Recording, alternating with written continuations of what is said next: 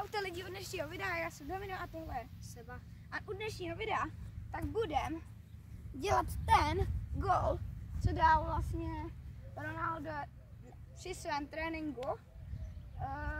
Možná se vám to tady na obrazovce ukáže.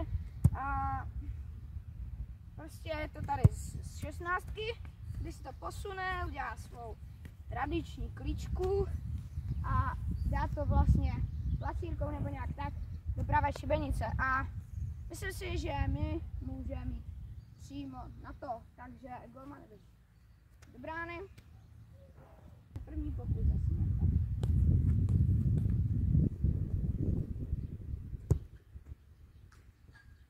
Sice taková výška, ale chcete jít do té pravé šiby. Ale jako bylo to docela dobrý. Druhý pokus.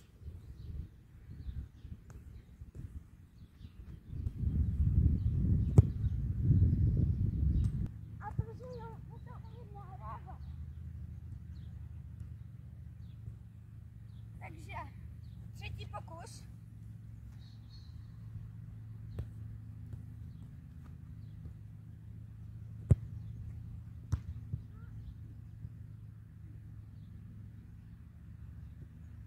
Dřevno. Dobře.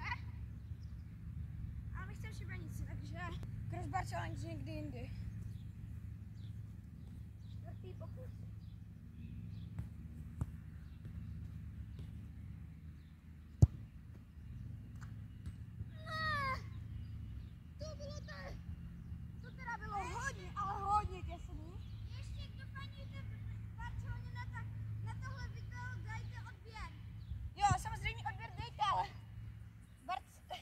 Barcelona nebo Real?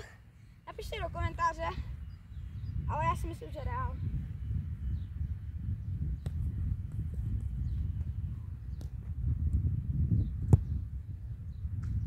Sice gól, ty to dáváš pak vysoko. A tak protože to musí jít do šibenice. Myslím si, že teď pátý nebo šestý pokus. A to je jedno.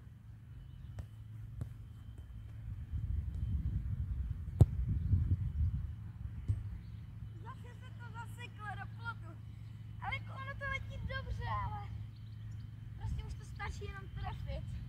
Takže jdem na to. Myslím si, že 7. pokus.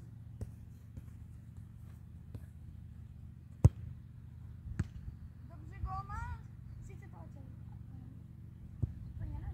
Kdyby si chtěl reálně každý pozici na to, že má na golmana.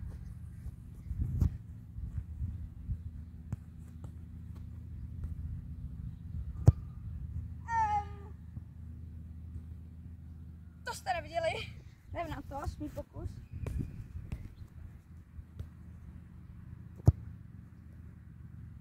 Tak nevím, možná se nám to nepodaří.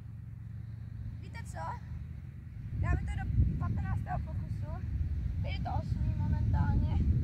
A jestli to nedáme, tak to nedáme. Je to na 6.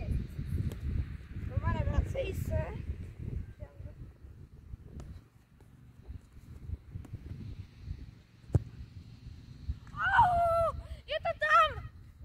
Pokus.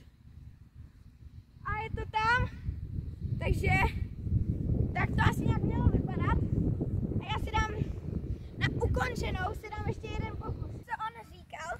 Takže practice make perfect.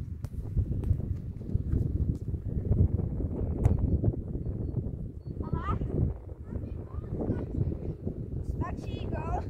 Ale lidi, povedlo se to, myslím.